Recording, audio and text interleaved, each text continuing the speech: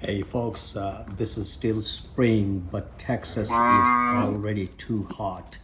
You can see all of these creatures, they're panting all day. They're really hot, and the dogs get deep in the lake, fortunately. But of course, the sheep and lamb don't know how to do that. So for rest of the video, just watch how they are breathing and panting to stay cool.